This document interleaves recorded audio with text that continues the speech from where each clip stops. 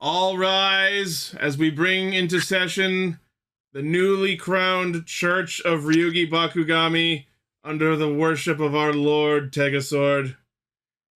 All hail Tegasword. This is the part where I'd play the hymn, but then we get copyright struck. Is it copyrighted? It's a copyrighted song, I would imagine. We need to get I like the idea that he copyrighted it. We need to get the instrumental. I wonder what we would do for, like, communion in this cult. God knows, based on the conversation we had right before we started, Emily would prefer to eat Ryugi himself. I have no idea why, but while expressing my approval of him, the phrase that came out of my sleep-deprived monster hunter brain mouth was, "I want to eat him." Yes. I don't know why I said that. Welcome to the newest Castranger meme. I like to think I do not want to eat him. I do not want to eat anybody. I like to think this religion's going to involve a lot of rings and clapping. Stick Ryugi in your gaff. Blue. No, I am not a granute, I swear. And now, please be seated as we cue the roll call. Hail Tegasword. Hail Tegasword.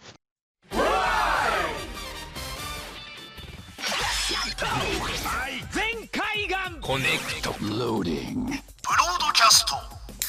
Perfect! Showrunning super savant. Level up! Bluecaster super Ichi. Loudon Online, Greycaster, Robolane. A spark of courage, the power of dreams. Orange Caster, Global Soft Perka. Trauma Inducer, Northcaster, Saga. Combining comedy and critique. On air since 2014. Radio Sentai Castranger. Welcome to Radio Sentai Castranger, episode 524. Wow. Episode Rock and Rolla. Hell yeah. I love Rock and Rolla. Yeah. I always thought the, like, eye thing on the front of his face reminded me of the, like, Seath emblem from FF13. 5 people will know what the fuck I'm talking about. I'm not one of them. No one here is. Anyway, yeah, so we are a bunch of rocks who form into a pile every week to talk about Kamen Rider Super Sentai and a third thing. Nice. We talk about Kamen Rider Lord Tegasword and the third thing. And guess what the third thing is this week? It's Precurary, which means it's Precure! Oh my gosh, yes, Blue, I'm so excited. My absolute favorite shot from Everything Everywhere All at Once. I love that movie's so good. Phenomenal. I love how Sal on our audio-only show is waving his hands as if he's in the crowd of a Precure Idol show. That's the most important patron of all, Ichi. Oh, okay. All right for our Lord and Savior Purun. A.K.A. Alolan Kaluman. Yeah, for real. Oh my god, is that why I love him so much? Yeah, it's Kalamon. Kalamon's from Digimon Tamers. Oh, I never even realized The thing that let them evolve. Yeah. Yeah, Kalamon's from Kiala-land. Speaking of, though, I should probably be saying she, because if the leaks are to be confirmed, it's very likely that she will become a cure. No, wouldn't surprise me. And also, who has no idea of the concept of consent of filming? They learned. They did wait until. They did wait until. I will say, in the second episode, they did wait until she was like, "Take my picture," until she. Judging by episode 3, though, she still has not learned. Oh, fun. Yes. Yeah. That hair proofing, I think, is going to be a running joke. So yeah, we'll get into it a little more when we talk about the episode, but the meme that's been taking over the Toku blog sphere over the last week is just this shot from the opening of them dancing and giving everyone watching the L's. It really looks like they're flipping them off. Yeah, I literally thought the first time I saw it, I thought they were flipping me off. It really looks like that, oh no. It means peace among worlds. Exactly. Peace among Reds. Peace in their time. Oh my god, it makes too much sense. All right, but we're going to get into that in a little bit. This week we will be talking about Kamen Rider Gavv, episode 24, Gozyuger Episode 2, and our feature topic is Episodes 1 and 2 of You and Idol Precure. But not episode 3, even though that introduces the second cure. It's okay. We got the introduction of the first cure, and we got the plot drop. So yeah, it's good shit. First, before we get into that, we have some news. News mode. All right, first on the docket is some more magazine scans that came out, giving us some better looks at some upcoming suits. First of which is Kamen Rider Bake, aka basically the improved version of Bitter Gavv. So what I think what's going on here, I think Bitter Gavv was basically like a prototype for Suga to design his own Rider power set. Okay, that would make sense. Someone made a realization. We haven't seen Jeep in like 8 episodes. Yeah. So I'm now wondering, what if Bake is Jeep? That would be a neat fake out. But that'd be interesting. Why the fuck would Suga give this power set to Jeep? No, because think about it. The man's obsessed with granoots, like a shit ton. So if he got his hands on an actual granoot, like, dude. He would eat him. That's all he wants to do. He just wants to research on granoots. He's a grenerd. That might be right, Lane, honestly. He's like a the idea, grenerd. like I think it's Jeep. He has no like intent maybe to get in the suit himself. He just wants to see it happen. I will say, back when Bitter Gavv was first being discussed, one of the rumors that went around was that Jeep was Bitter Gavv. So for Jeep to instead be Bake is not impossible. Is it possible that this is a Shoma clone?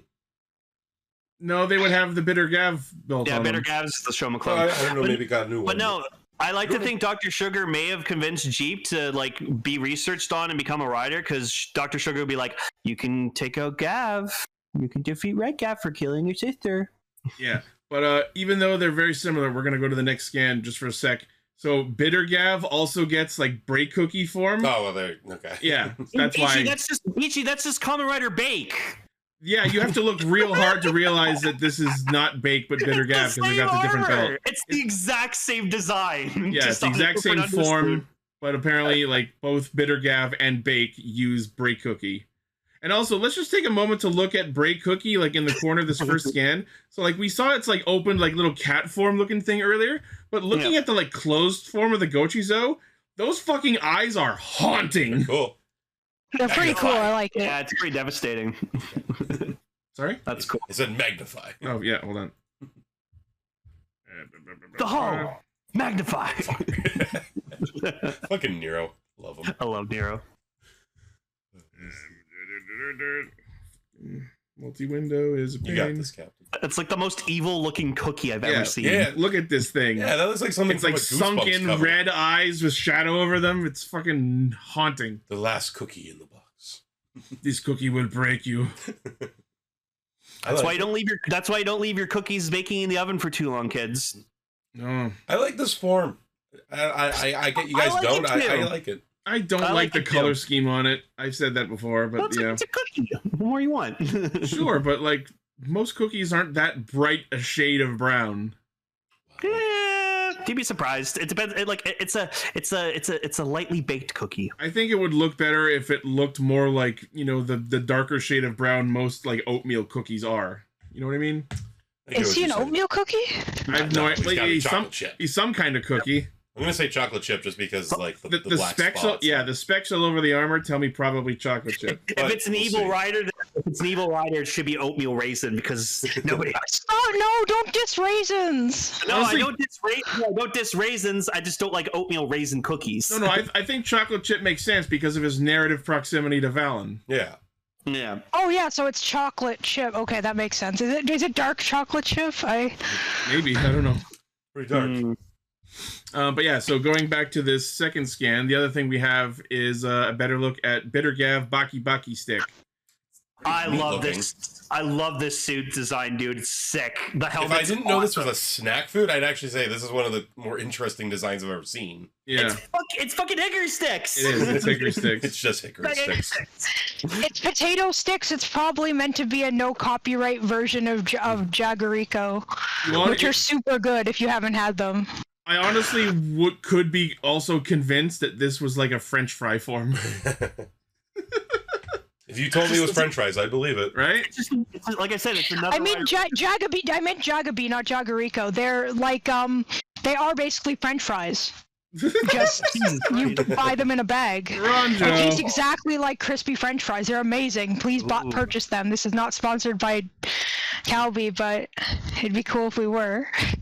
Ramitas Evercrisp. I like the face on this one. Yeah, this is a good example of well done asymmetry. No, that's sick form. Yeah. All right, and then next we have a better overall look at Valen Frap Custom. He's got a straw sticking out of him. Yeah. Frap your hands. Yep. I still will say that Choco Dawn is still my favorite, like Valen's base form, but like this isn't bad. Like I'll still be getting this Gojizo because like I have the pudding belt. So as much as most of the time I'm not a fan of orange like as a color on suits, I think this is a very well executed orange suit. Sorry. No, see, it's not that kind of frappuccino. It's like I think it's supposed to be like it's like an ice cream frappe. Yeah, it's a Japanese style ice cream frappe. Yeah, I thought it was gonna be like a frappuccino because like ice caps are like my fucking like the kind that you get at a convenience store, and they have a machine that mixes it for you. My favorite thing about this suit is if you look at the profile shot from the side, you can see like the top of the cup and the straw sticking out of it. That's a good touch. I didn't even notice that. Yeah, no, like people. I'm gonna agree with you that like I really like the color scheme overall. Yeah, the chest is a little big for me. First time I've ever said that. Oh, okay. So for some reason, Honto decides to fucking change his hair. Now he has this stupid bowl cut, and I hate it. He looks like a Squid Game. It's a bowl cut because he's switching to the cup driver. Oh, you're probably right. Is it like his version of like the evil Peter Parker hair? Yeah, except with the bowl cut. We're doing that with Shoma currently. Why like this? If he dances down the street pointing at people, I'm going to lose it. I am very interested to find out what makes him change his hair suddenly. Like it's stupid. What if he's a clone? No, not like base one. Like Sugar took another sample or something. Yeah, they have been unconscious multiple times in his home. Not impossible. Not impossible. God, so much.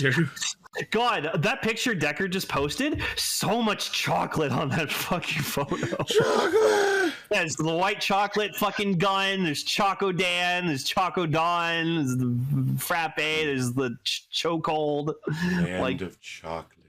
Donut, yeah, it's just all Valen all the time. All right, and then our next image is a closer look at the new upcoming Gojizos from the forms we've just discussed. Most importantly, a good look at the Valen Frappe Custom Gojizo, which is quite an interesting design, I think. It's got third eye open and everything. Yeah. I love the Valen logo on the bottom. It's so nice. It's got his emblem. It's got several eyes. It's got this little swirl of different flavors. The little chocolate sticking out of it. The tiny little straw. It looks delicious. I think it's the most ornate Gojizo design to date. Mm-hmm. It's pretty freaking cool. Maybe tied with Blizzard Sorbet. I'm getting it. Definitely. I love Blizzard Sorbet too. I love how he has little arms that peep out. We'll talk about that in the episode. I mean, that pretty much says it. He's got little arms that peep out. There's no other real, Yeah, no, let's go. And then also in upcoming Gojizo news, put up on Tokollectibles for pre-order is the Choco Treasure Gojizo. He's got sunglasses. And Speaking of Tokollectibles, they also put up a set of Precure keychains featuring the main 3 cures, the 2 fairies, and 2 additional ones which won't be revealed until July. Wow. They're not even subtle. He's got fucking chocolate nunchucks. What? He's got nunchucks in his hands. Nunchucks? Oh, no. Yes, nunchucks. Did we say that at the same time? That's just Starmon from Cross Wars. You're not wrong. Yeah, it's just Starmon. But yeah, apparently this is like little chocolate stars, which is kind of adorable. He does have little nunchucks. Nunchucks. Yeah, nunchucks. Yeah, nunchucks. Oh, fuck. So yeah, that's coming out in April, $59 according to Tokollectibles at least. Good for them. I will say I like the transparent blue plastic of the Gojizo. I still don't have my fucking pop burn, by the way. it got lost in the mail or something, and then they refunded me. So now I have to find out somewhere else to get it. Shoot, I'm sorry. Nah, it sucks.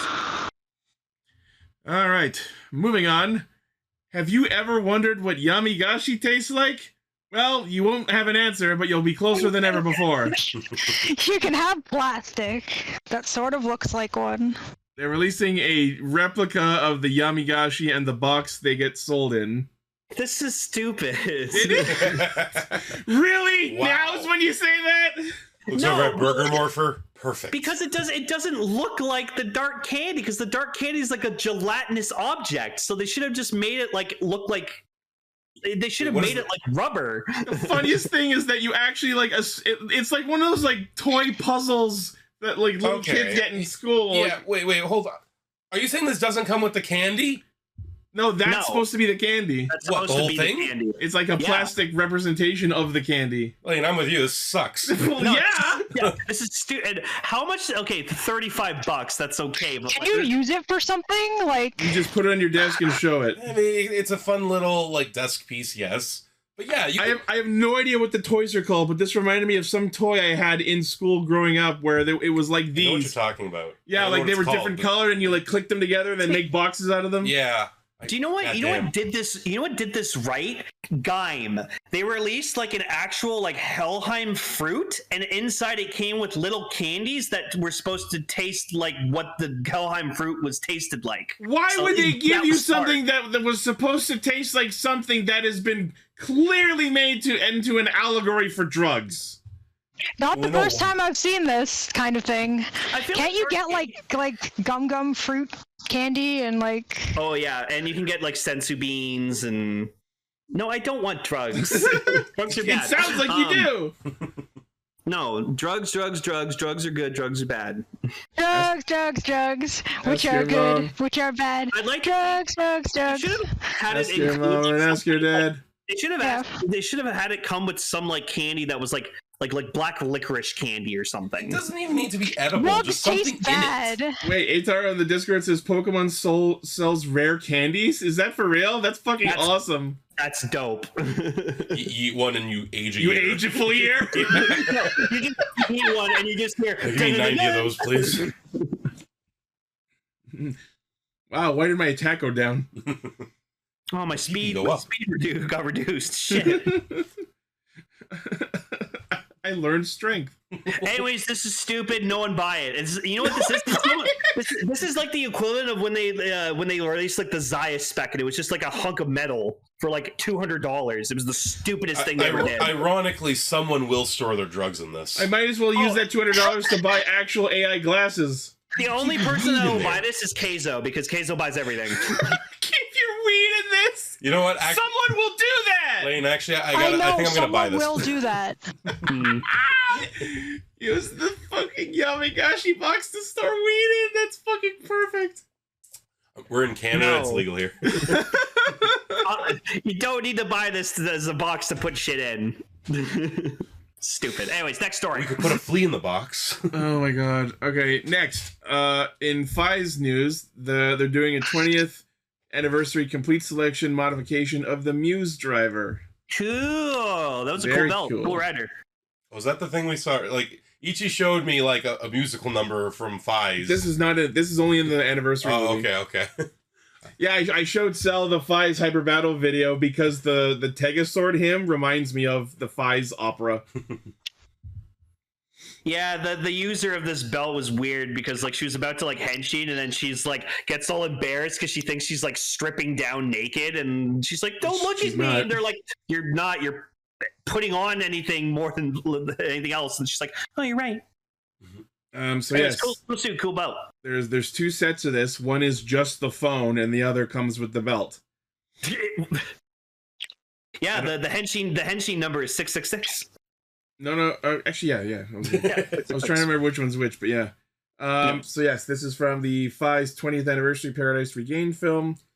The set comes with the Muse phone, which is a smartphone with a touchscreen, 70mm by 42mm LCD display. It has multiple quote-unquote apps, like weather, camera, email. It has its own charging cable and has wireless communications with the driver. We have tokusatsu toys that can be charged with like a USB-C cable. That's insane. Fucking finally. What a time to be alive. Cool. Yeah, for real. I love like to quote that one guy from Pallet Town, technology is amazing. Yeah, so you can hinge in with 666 enter. There are 2 modes depending on the, well, I'm not going to say much because I won't spoil the movie, but anyone reading already knows. After transformation, controls on the app change. You have access to Muse Edge app, the predictive AI app. Oh, that was fun. That was cool. Exceed Charge app for the Hisatsu. Axle app. Muse has an Axle mode? Was that in the movie? Yeah, he did. He did do that in the movie, or he did in the special. Yeah. No, did Muse have an Axle form? No. Holy shit! That's a nice little extra feature. Why didn't we see Muse Axle? I don't know, because she was shit with the system, and then that's why the other guy took over. The other guy took over and was better. It has cast voices. It has a call app feature. It's got character lines, BGM tracks. So let's see. If you want the full set with the belt, premium Bandai web exclusive, 49,000 yen. So that's over 500 goddamn fucking dollars. Are you what? Yeah. November release. But if you already have the FIS driver next, aka the same belt, because they use this, and if you want just the phone, you can buy the phone for 31,900 yen, also in November. I mean, it's a pretty high-tech toy, so I think the price is justified. I want it, but I don't know if my $300 want it. It's justified. You're just going off of Blue. How good is this? I fucking love it. It's a cool suit. It's a really good suit. The shoulders are like a little too bulky for me, but other than that, I love it. Well, I said, it's cool because like we get to see like a female body wear it and a male body wear it, and I think like the bulky shoulders look better on the male form. So okay, there you go. That's cool. There's I get what you're saying about the shoulders, right? Yeah, that's cool. Still, it's giving Gattack because it's got like swords attached to its shoulders. Mm-hmm. Which, as we all know, is very, very practical. Yeah. I even grab them. So yes, very, very cool. I want it, but I probably won't buy it. No. You can just look at toy reviews and you'll be happy. Next, in SMP news, they're putting out a Shokugan modeling project of Dragon Caesar, aka the Dragon Zord. Nice. And on a slightly relevant note, me, Cell, and Paul, the other day, we played through Rita's Rewind. And it was fun. How was it? The side scrolling levels were good. They're about what you'd expect from a really good side scroller. The like individual vehicle levels where you're on your bike or in the Zords, pretty fun. A couple of them were hard. Star Foxy. The Megazord battles, frustrating. Worst part of the game by far. Yeah, unfortunately pretty tedious, but it's a small part of the game, and you mentioned you can't die during those sections. Yeah, so it just goes on and on until you finally win. If the enemy couldn't back up, that would fix so much. The biggest problem was that the monster kept like jumping back, and we had to keep chasing it down. Yeah.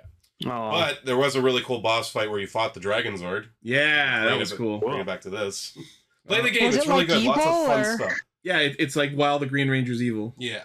Oh wow, I knew the Green Ranger had a dark, like he started out evil and then turned good, but I never thought the Zord also would, which would make sense. Yeah, I'm stupid. You unlock the Green Ranger to be playable when you beat him, thus changing the game from a 5-player multiplayer game to a 6-player multiplayer game. Oh, that's cool. One cool Easter egg that I liked in it before we move on.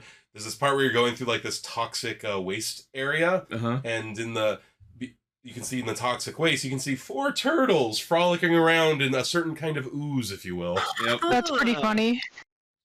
Imagine if someone took the PC version and just modded the turtles in. Oh, and I'm putting it in the chat because you guys got to listen to this. This is like legit one of my favorite music tracks in years from a video game. Is it the mix of the Bulk and Skull theme? Not that, but that was great too.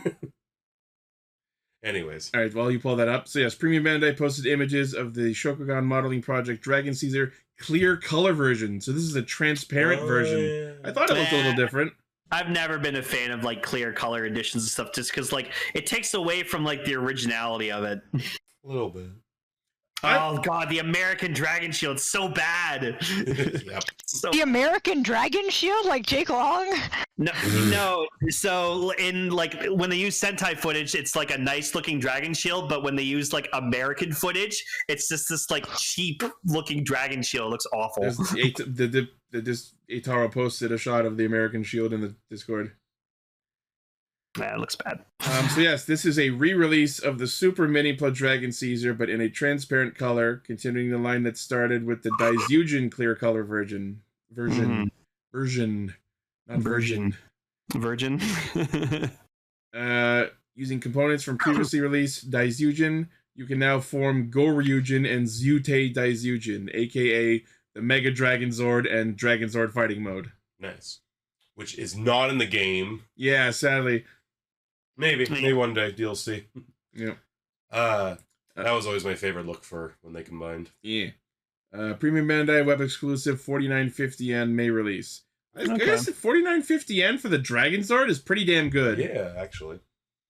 I used to have a Legacy Dragon Zord. Yeah. All right. Next, not strictly Toku related, but fun and close enough that I thought this was fun to include.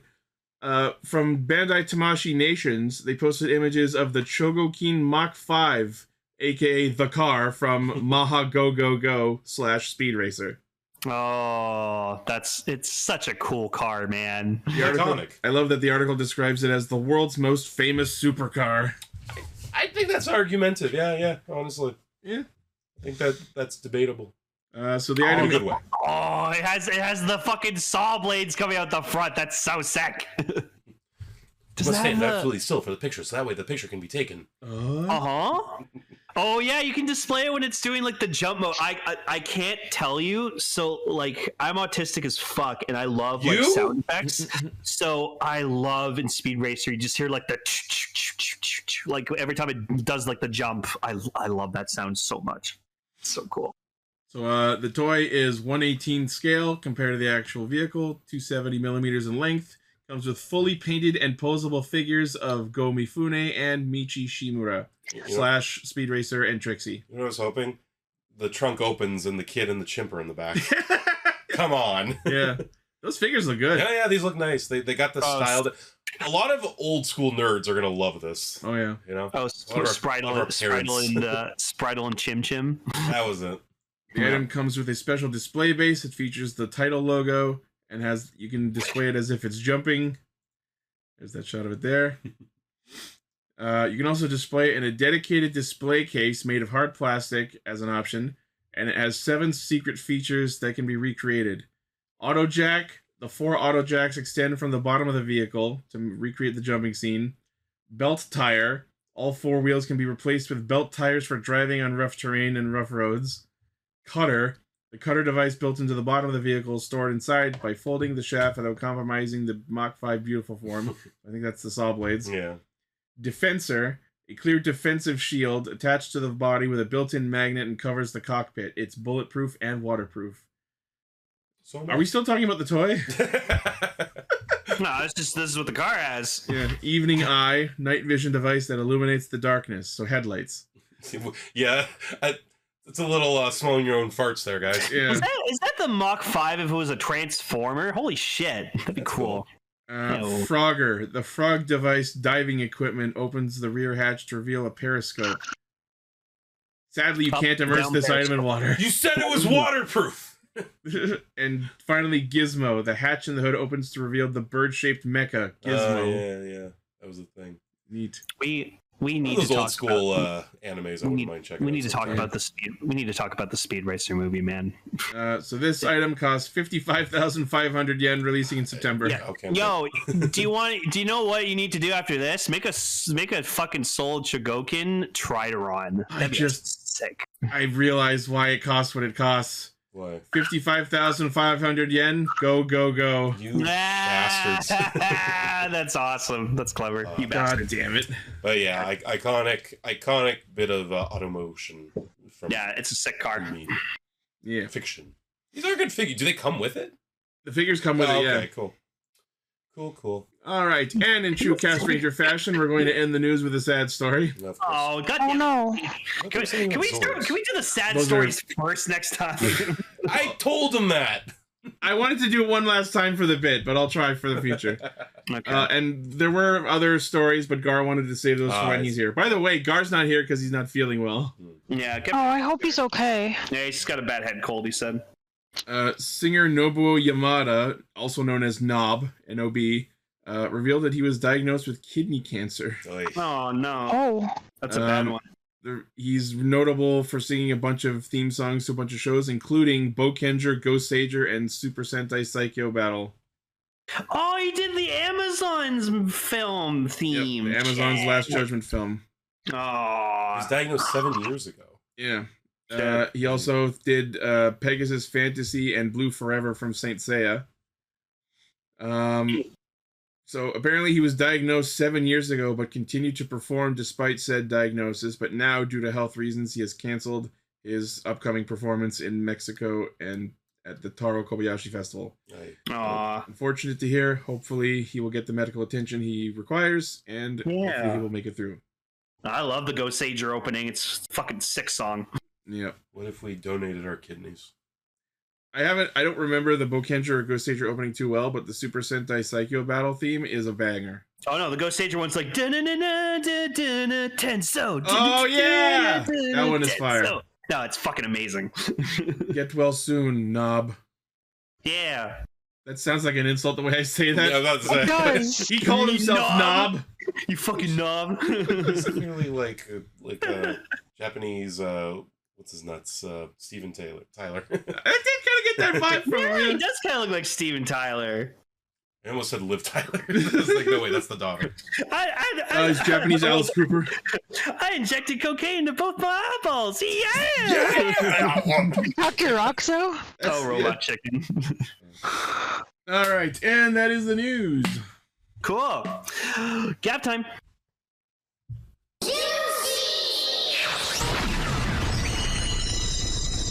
I think this is going to be the third week in a row I am praising Sachika for being such a fucking good She character. just runs right into battle with like a, what was it, a file or like a spoon? Like a machete. Some kind of sort of Where'd she get a machete? She's always prepared.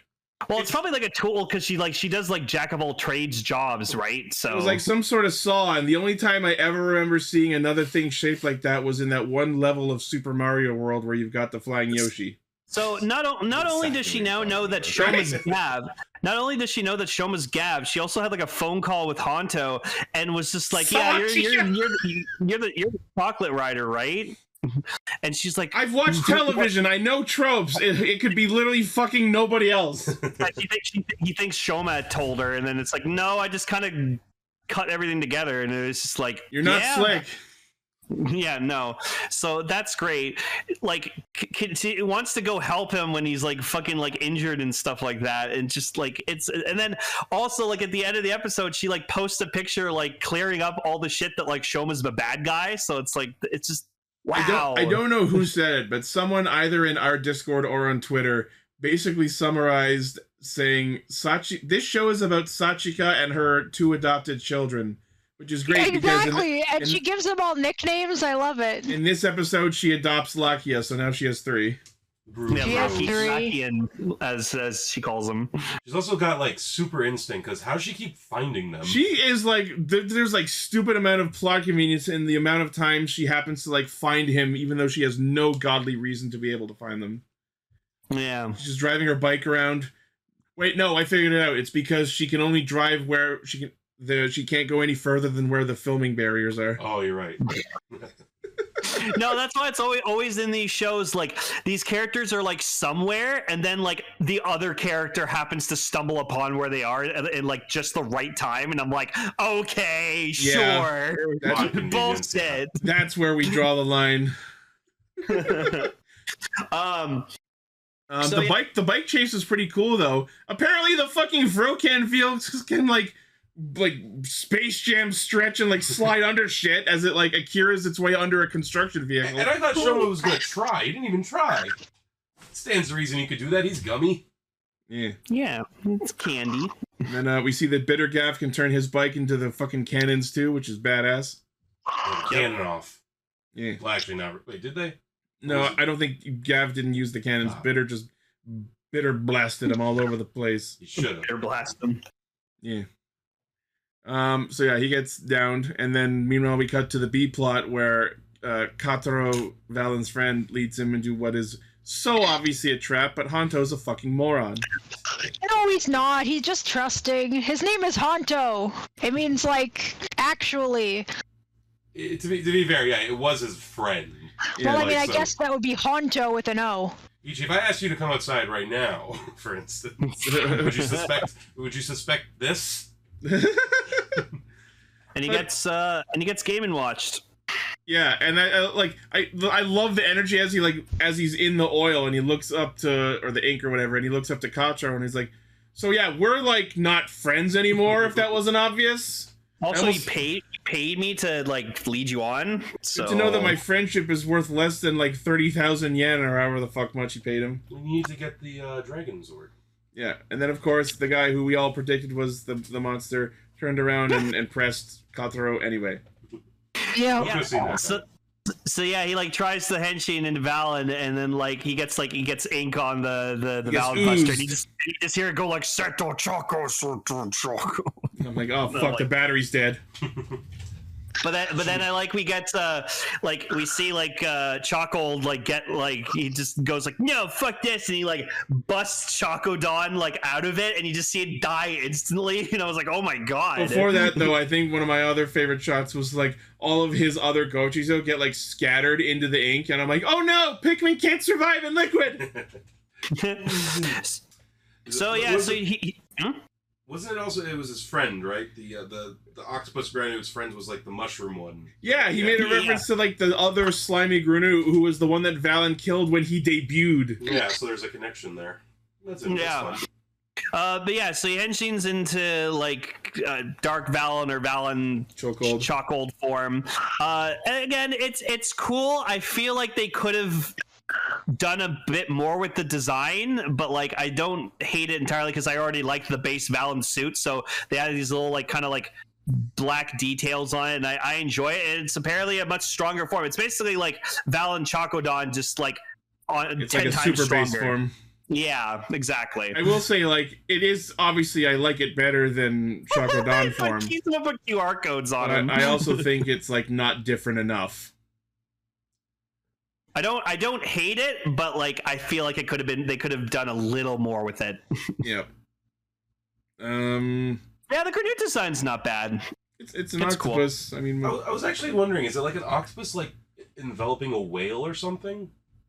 It's wrapped around something. Is that like a skull? Yeah, because the bottom, the its like chin is like the back of the octopus's head. I've seen some depictions of octopi where like they have this like inflated orbular part of their body. Yeah, but usually that's the head. Yeah. Well, they're taking some liberties with the design. It's fine. Like I thought legit at what it was like supposed to be like a squid like strangling a whale because that's like a famous image, you know. It's a recycled design. Oh, interesting. Shocker. Oh yeah, he fucks him up though. Like Valen fucks him up. It's so cool. We get this he like grabs one of his tentacles after he just like crushes it in his fucking hand, and I was like, damn. Chocold fucking brutalizes this dude. Yeah. We get this very brief C plot of Vram attempting to murder Uncle Dente, but then decides to spare him. Oh yeah, he's just, I love he goes, so I'm gonna kill you now. Alright, could you make it quick?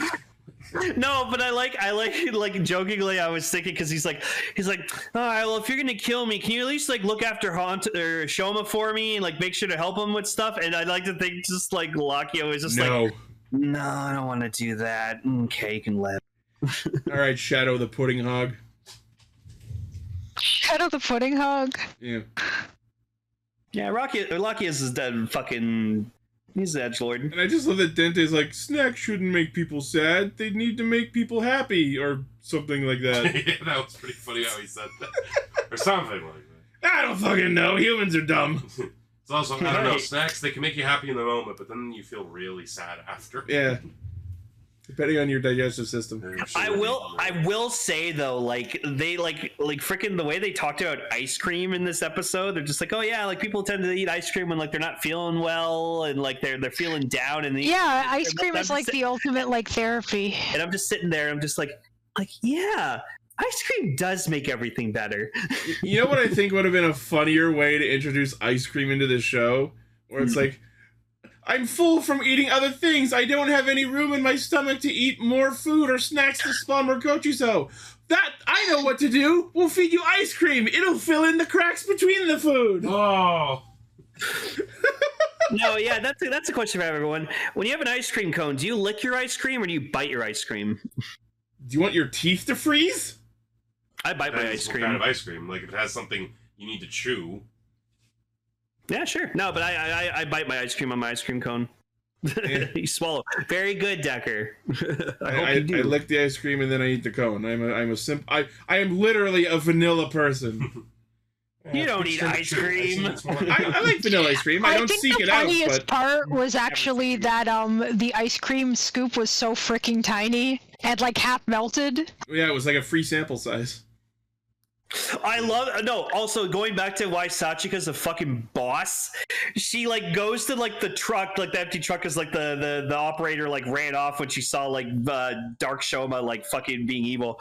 She like grabs an ice cream cone, leaves some money on the fucking counter. It's like, oh yeah, it's just like forgive me. I'm like, you're so fucking good. I love you. Also, just a couple quick notes about Bitter Gavv in this episode. So, as, like, the fight's happening earlier, there's this one shot where Bitter Gavv is just, like, lying on the floor, and he does the, like, draw me like one of your French riders pose. He's having fun. And then there's this one shot where, like, Dark Shoma, like, comes onto the scene, and it's, like, shot from behind him, but you can clearly see the Gavv under his hoodie from a real awkward angle, and I hate that this is what came into my head, but it almost made him look pregnant. I mean, he is often that. No, I did see that shot. And I was just like, oh, you can definitely tell the Bitter Gavv is right into that story. I'm like, don't we usually just not have it under there until we reveal it? That was weird. Yeah, this show's usually good with that. There is a lot of mpreg in this, yes. So yes, we get the debut of Gavv Blizzard Sorbet. It's so fucking cool. It's such a good form. I'm gonna miss caking because I love caking. We'll use caking again. I for the most part, I will say, like, I do like the shape of it. Most of the color scheme is good, but as I've said before, the like cone pattern cross hatching all over it ruins it for me. And I get it's supposed to be an ice cream cone, and having it on like the wrist pieces and the shoulder pads would be fine. But having it all over the horns and the like bottom jacket, that's the part that ruins it for me. Yeah, all the blue eyes. The blue eyes are so good. The color scheme's really cool. Yeah. No pun intended. I love he licks his fucking his ice cream hands. He's like, and then he just has and it also like breath. melts off at the end. Oh yeah. I also noticed that his final attack is literally an ice scream. Oh my god, right. Yeah. Good job, Emily. I love that the final attack is just like a bunch of like ice cream shaped drills. Well, like yeah, but he screams to activate it. Yep. He does in fact scream for ice cream. But no, it makes sense that the Gojizo would melt after like each use because it's ice cream. It melts. How like abrupt and quick it just melted out of his fucking belt was hilarious. And speaking of which, like I love that the Gochizo is an absolute unit compared to everything else.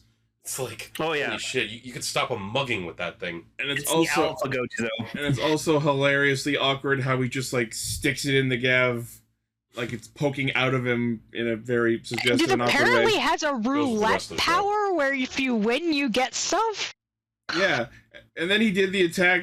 At one point, he does an attack that I can only describe as Super Gochizo Cart. Yep. That's the most useful that attack has ever been in the show. Are they going to sell those as toys? Like the Gochizos in their little cars? Well, you have to buy the sword to get those. I'm surprised they haven't because they're cute. Yeah.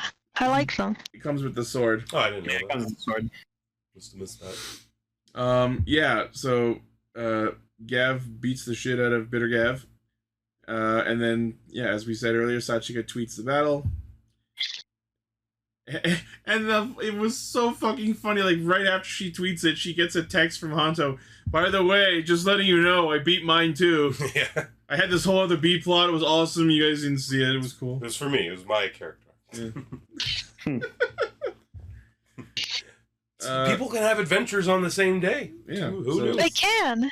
Sachika adopts Rakian. Honto broods because he's entering his villain arc. No, Honto's like, with these, I don't need Shoma's help anymore. I can fight grenades. And then it cuts to the shot of Chocold just being like, and then you see then you see Dr. Sugar's like face in the back. Yeah, his face just showing up there. That was funny. Fucking, that brought me back to X. The fact that they show Suga's face in like a weird silhouette behind it, almost, there's no fucking way this is true, but it almost gives off the idea that Suga is like controlling the Gochizo or is like possessing it or piloting it or something. Yeah, I don't know. Based on the lighting of the face, I think this might be a reference to The Exorcist. I'm not kidding. Like, could be. But why? Because Japan likes to be like reference everything. It's weird. It's so weird. The sugarist. I love that one of the hashtags in the tweet was hashtag faker. Imagine he cloned his brain or something, or in his personality, and he just put it into these Gojizos. How fucked would that be? Actually, no, I'm in for that. Actually, he has like bits of his brain in the Gojizo. Yeah, they're like little Dr. Sugars and Gojizos. That's what it should have looked like. Multi That's exactly it. Multi in the Discord posted an edit of what Chocold should have looked like. That's so much better. Especially with the purple eye and everything. That would have been sick, dude. Yeah. Oh man. So next, the only thing I caught from the preview of the next episode is that there was a fucking VTuber in one shot. Yeah, apparently VTuber's like the one who just like he exposes Gavv or something, and I'm like, huh. Oh, good. So it's the fucking end of Gotchard again. Yeah, that's the episode of Gotcha where it's like, hey. Yeah, Hero got an ice form. I'm happy. Yeah.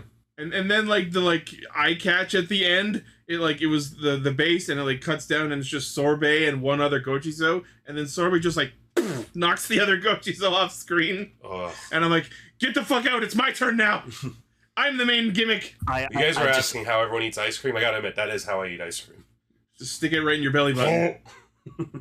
No, I love he just it's just stuffing a fucking cat with ice cream. Yeah, I don't know what's going on. This was one of the preview images posted on social media for the other episode, and dancing. What the fuck is happening? Is he floating? Why are there no shadows? What is happening in this shot? Is it special effects not finished? Looks photoshopped, honestly. Right? Gotta go fast. Might be photoshopped. All right. Solid episode. Excited for what's next. Let's do the thing. Take a sword.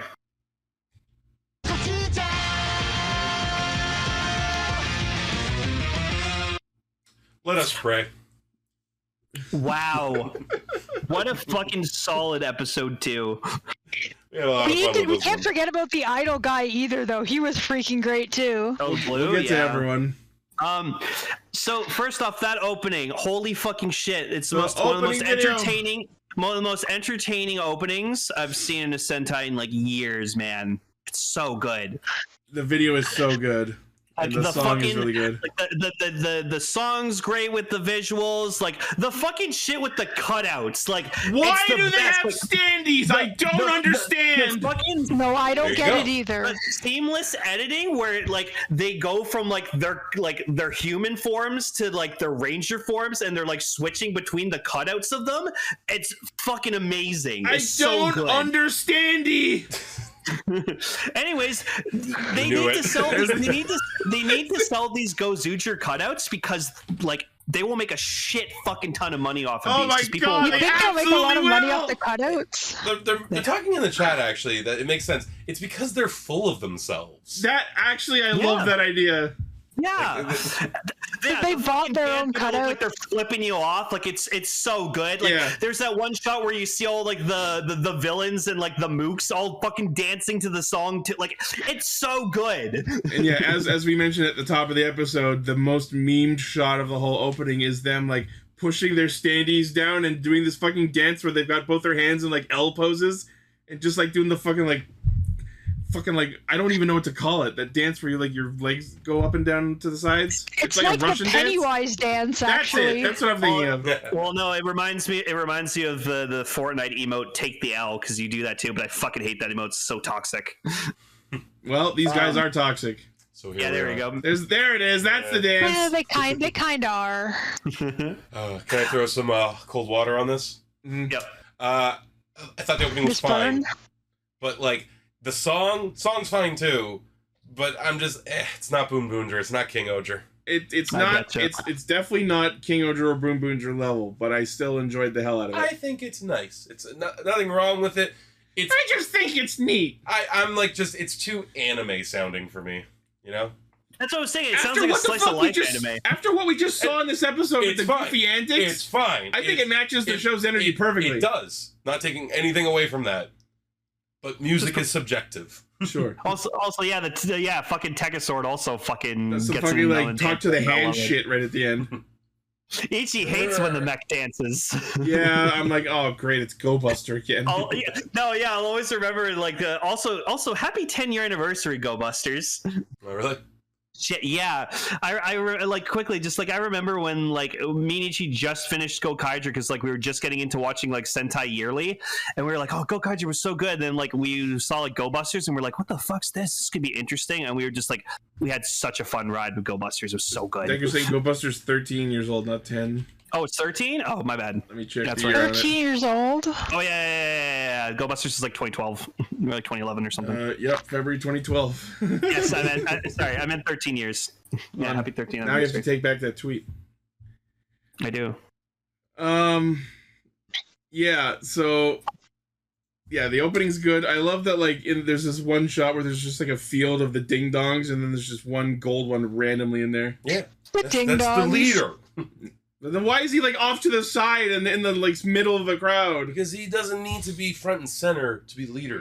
You gotta just. Can we talk about how the episode begins with Tono like doing a weird possession thing with a child?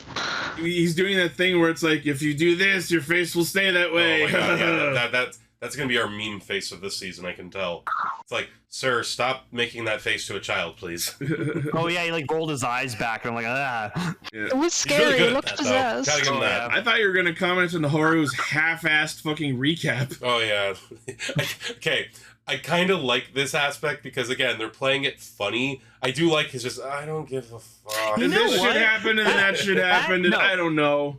That is a perfect way to describe Haru is half-assed. Yeah. Yeah. It's a perfect way to describe him. It's gonna be his character arc. He's gonna go full ass by the end. So the episode starts with basically him and Tsutsumi doing their fight, and then fucking Rikuo just like shoots one shot into the battle to interrupt them. Well, for that though, like what was his name? Tsutsumi. Yeah. He sort of like sets up the rules. Like anyone who has a ring is a rival. So like it is Highlander rules. There can be only one. Yeah. So like Rikuo shoots one shot, misses, and then Tsutsumi goes, "Well, our battle's been interrupted, so I no longer care. Goodbye."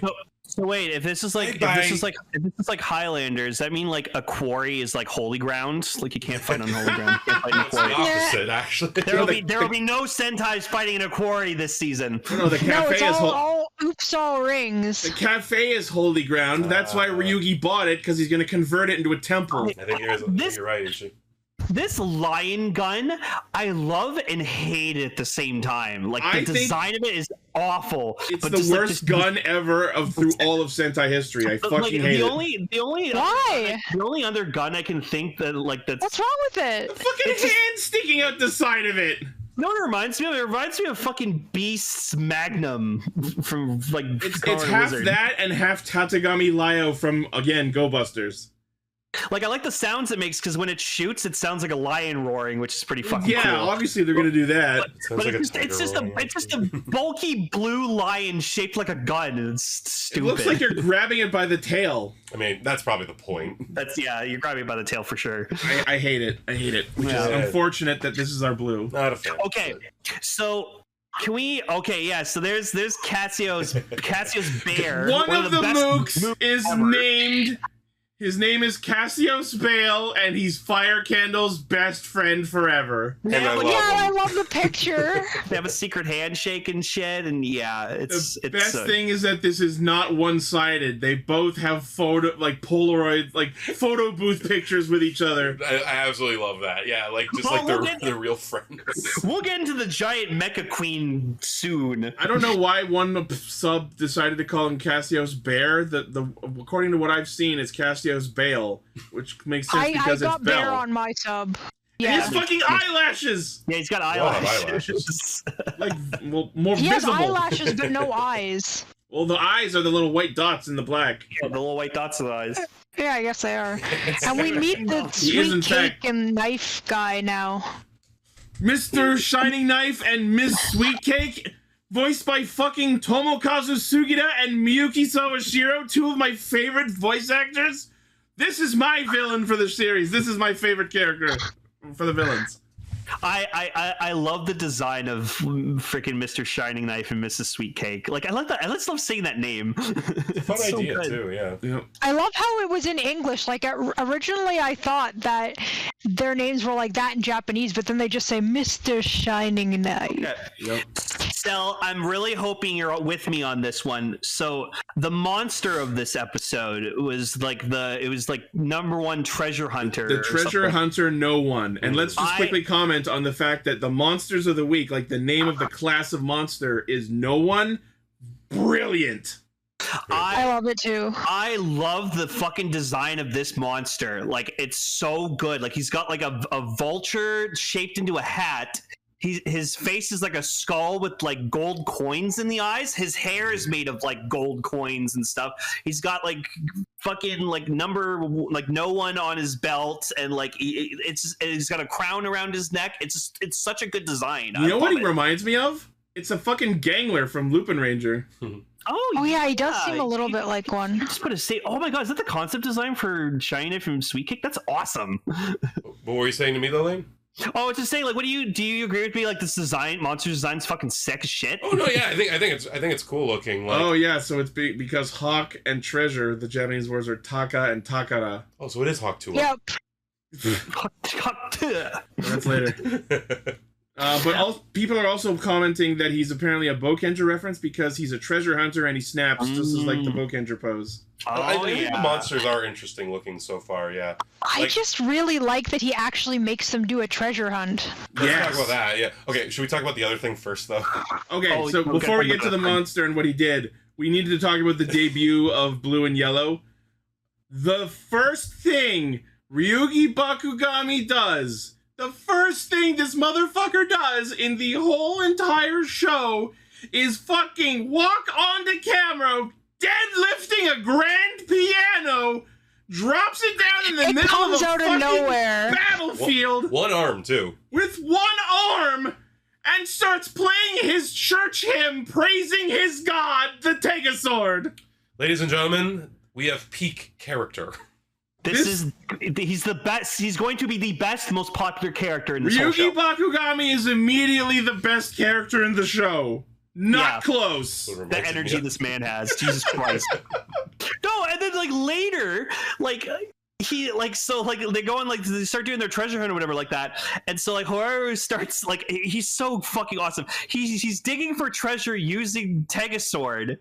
Well, and you just see him like sitting on the chair, and he has like his foot on the handle, and he's got like holes on his socks and shit like that, just like digging up for treasure. And why doesn't he have shoes on in this scene? Because he's half-assed, man. And like Ryugi... Okay, hold on, Layton. You're skipping way ahead. We're not done with what happens in this debut. No. I know. I'm making a relation to Ryugi because of his strength. Because I want to get there. We'll go back to the fight. Don't worry. So like the man like grabs the fucking blade of the mech of his god, and he's like, "What the fuck are you doing? You're using our fucking god as a goddamn treasure, like fucking as an excavator." And then he like proceeds to throw rocks at him, like boulders. Yeah, he has super strength apparently. Lifts up like Hina levels of super strength. It's so weird. He lifts a fucking tree out of the ground, throws a fucking tree at him. Straight up javelins a tree And like, while that's impressive, it's equally matched by how hilarious it is when the tree just like lightly brushes off this Megazord. Yeah, I didn't think that was gonna do much. I like to think that we're gonna get like the origins of this guy, and he just used to be like a real like piece of shit human being, and then he like discovered the Tegasword, and it just changed his entire outlook on life. That would be cool. Based on the bio that we read back before the show started, I think that's not far off. Yeah. He left his family behind. But yeah, like the man comes in with a fucking piano, starts playing his song, like what the fuck? It's so good. And for those who haven't heard it or seen it, by the way, the full hymn is available on YouTube. Yeah, we got any other song. The full 3-minute and 22-second Tegasword hymn before we got the full version of the opening theme. They want all of us in on this fucking cult. This man is, as people in the Discord have said, this man has the energy as if he was the son of Woz and George. I see it. He honestly really feels like that. Yeah. And then coming in with not nearly as amazing, but still pretty good energy, is Rikuo Byakuya, our Blue Ranger, appearing as if he was performing an Idol song on stage. No, it even has the title come up on screen like it's like a karaoke. Like it's a fucking music video. Unfortunately, it's not Cold Jail Night. I was gonna say, like, this Blue, he's like the 180 of Boon Blue. Like, holy shit. Because like Shashiro was like cold, collective, calm, like didn't show his emotions ever. This guy's a complete 180 of them. Yeah. So we get to see them transform together, and we get their stock henshins, which are very cool. I really, really like how they draw the ring and how the markings appear on their face. Yes, the effects of the henshin are very cool. I still don't like the actual dance, but the henshin after that is cool. No, I can't lie to you.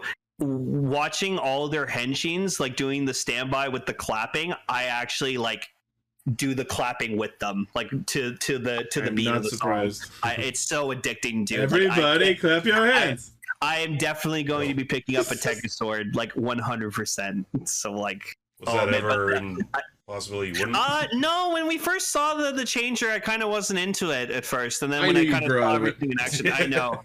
Yeah, right. I'd rather grow into it. I should say. Now 2 episodes in, like, and looking at these suits, like. Fuck, these suits are so good. My opinion is pretty much the same as when we've looked at the suits from the scans and such. GozyuTyranno is the objectively best suit of the whole team, and Leon, I think, is a pretty good blue suit. I'm digging the suits, especially in motion. Quite a bit. I can't wait to see. I love the eyes on Tyranno. I can't wait to see. I can't wait to see Eagle. I can't wait to see Eagle in motion. We saw Eagle. I know, but I want to see him debut. Yep. I love Gozy Eagle. Before they henshin, or I think after the initial, somewhere in there, Rikuo drops some interesting lore onto Horu. Apparently, the Gozyugers, as bearers of unique power sets and the gold Tegaswords, apparently they have a responsibility to protect the world, which is of bigger priority than the battle between rival Reds. And I'd like to know where the fuck in the contract Horu agreed to from last episode anyone told him that. It's in the fine print. And now this is where I have a theory. Like, unless like in screenshots and stuff, like I'm completely proven wrong. Like, that's fine. I think literally because it's rival Reds, I think Gozu Wolf is going to be the only one who's ever going to fight these guys, like the other Reds. Like, they'll never fight the other members of the team. It'll just be Red. Yeah, it seems to be focusing on Reds. That would be interesting if Red had a whole ongoing side plot the whole show with this rival Reds that the others just do not get involved in. Exactly, because like the other 4 are going to try to tell him, it's like, no, dude, like we're the elite Rangers. We have to protect the world. It's like, yeah, but these other Reds keep fucking trying to. Decker brings up a good point. The fact that Blue turns into Boon Red means the other Rangers of the other Gozyugers are also collecting the ring. Well, I mean, the point of everyone having rings is they're all trying to collect every ring. So actually, I do think they are going to get involved in the battle because they are all trying to get their wish by collecting all the rings. Yeah, that's fair. The other colors into it. Okay, yeah, prove wrong then. Yeah, that's fine. Also, when they turn someone into a monster of the week, they draw a ring too, and then it shows the contract with all the different You know what's, Like you know what's keywords? weird? I saw. You know what's Yeah. weird? Like, I'm not trying to go ahead for Precure, but like seeing her trapped kind of reminded me of what happens to like, it had the victims same. in Precure. So Wait, we were going to bring that up, actually. Yeah, No, it is very Precure Monster of the Week, where from some seasons where they use. humans get captured and encased Yeah, inside the this monsters. season is one of those actually. You mean So- me think of Gamera 3? So they decide to all like do like a treasure hunt or whatever like that. So of course the monster decides, oh, I'm just gonna rob places, and that's how I'm treasure hunting. I'm like, you piece of shit. What a great idea, though. Like, we were talking about this, like how the monster, wait, let's not fight. Let's make it a contest. Let's do the thing that I'm good at. Okay, so Decker, yes, I would be fully on board with you, but then he ended up returning the vase and even autographed We'll it. talk for about them. that. We'll talk about that. So yeah, so first we need to discuss the idea of these number one battles. So Treasure Hunter comes in and goes, okay, instead of fighting, let's have a treasure hunt battle. And what this tells me is every monster of the week for the show is going to come in being number one at something, and the Gozyugers and the no one will will have a contest of that specific talent. And I think that's super interesting. It is very interesting. Do you think they'll keep up with that? Or will this be like Boon Boonja, where the idea was always there, like the racetrack and everything, but towards the end? The idea will probably peter out in frequency over the course of the show. Yeah, I love the whole fighting game aspect they're going with these like fights. It's awesome. Oh yeah, the fighting game visuals and the fact that Gozu Wolf straight up like combos and animation cancels and shit. Yeah, and it even has like when it calculates their Yes. There. Calculates their what? Maybe Emily got out. I think we lost Emily. Uh-oh. Emily, you there? We'll keep going for now. But so the monster decides to start, like, as they agree to do this treasure battle, the Gozyugers are like, all right, but in the meantime, don't go attacking people. Cut to the monster immediately blowing up a fucking shop and stealing their gold. Yeah. I didn't break the rules. Like, I broke the door. Yeah, so as we then, as you mentioned before, we cut to Red using the Tegazord to fucking excavate the fucking park. He almost kills someone digging for gold, almost injuring people, and I don't know why the fucking Tegazord lets him do this, by the way. Oh, okay, I am here. Okay, there you are. Sorry. No, it's okay. You cut out mid-sentence, so... Do you want to finish what you were saying? I do not remember. Fair enough. Okay. It's okay. So the Tegazord just lets Horu just dig up the fucking park for gold. He needs to let him make mistakes, dude. And then as Ryugi starts fighting him back and trying to stop him, he actually finds buried gold. Okay, I want to say, you guys are talking, why doesn't he have his shoes on in this thing? I would do that also. So the children know he is poor. Oh, that's the reason. Like me. Okay, is that having no shoes mean you're poor? Usually, yes. You've got holes in your socks.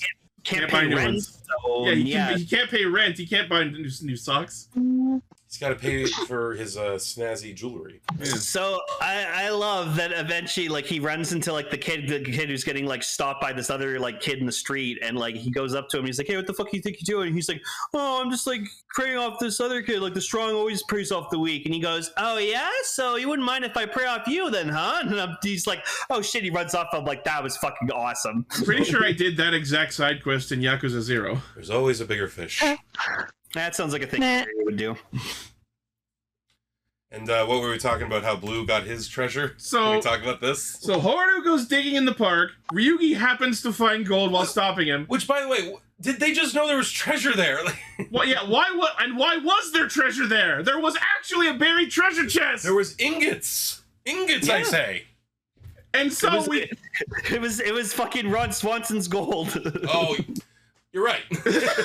So in the same way that Ryugi's defining debut moment was him dropping the piano into the battlefield, the defining moment of Rikuo Byakuya for this episode was him deciding that the best way for him to win this treasure hunting contest was to extort valuables from his fan base. Yep. A lot of little old ladies out there.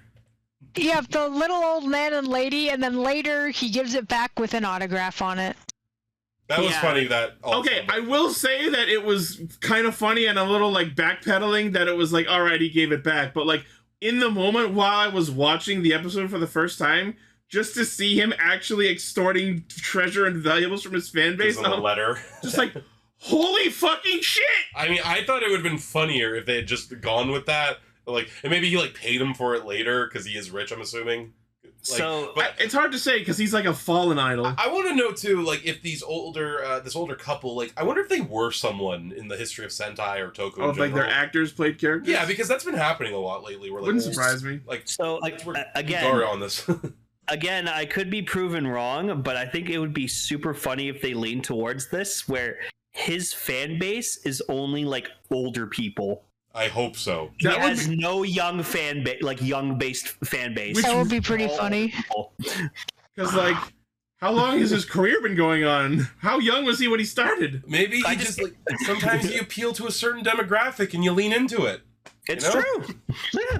Does he do like fucking Enka songs? What's going on here? Old people like seeing a young man say, "Oh, it's sure." lovely. He's such a nice young man. Apparently there's like a translation I'll set you up with my granddaughter. Apparently there's a translation of the letter. It's like, my wish is to be able to be with everyone in the audience on the big stage like in the good old days. That desire will never change, but my condition requires a lot of money to treat, more than I'm able to handle right now. In order for me to shine on stage, once again, in order for me to sing for everyone again, I need to ask for your help. He's fucking Bernie Sanders. He starts a GoFundMe, basically. He's Bernie Sanders. I am asking you for your financial support. Start a fucking Patreon like every other creator. The top. Anyways, yes, he does give the vase back autographed too, and I'm like, well, you just ruined its value because you autographed it, you piece of shit. I'm honestly kind of sad that he did, because I was enjoying how much of a shitbag this whole scheme made him look. Yeah, that would have been pretty funny. So it was funny too that like because you're right, it went from being, because it was from what, the Edo period, and now it's got a big fucking mark over it. Yeah, so now you've ruined its value. So then they all get together to like show their treasure, to like rank it, and I just loved like the ranking visuals they used. Yeah, they had like a little bar going there's up. There's some sort of like formal system in place for these contests where there's like a metering the value of the treasure they submitted. The Morphin grid works in mysterious ways. I loved as like the meters were going up, like you see like Ryugi's face just goes like, oh, as he's like losing, and then you see like shocked that Ryugi's actual buried treasure chest was the least value. I guess it was just like too small of gold or something. I don't know. Yeah. The vase was priceless. The vase was second, and then in first was the treasure no one's stole. The gold bars he stole from one store. Yeah. And then Horu fucking comes in, and he's just like, I know how I'm gonna do this. I'm gonna steal all your guys' shit and call it my own. And I'm like, when all's said and done, the Red Ranger walked in, stole everyone's gold, and went, I win the treasure contest. So this is in fact actual cheating. I mean, Chad move, but. Okay, so I meant to bring this. I meant to bring this up for the Gozyuger episode. So, because Decker just reminded me. So like, yeah, the kid, like after like Horu saves him from like the bully or whatever like that, he like shares some onigiri with them, and so like this is just me not like being stupid, and I just didn't know. I didn't think that like onigiri you could like stuff other ingredients in it.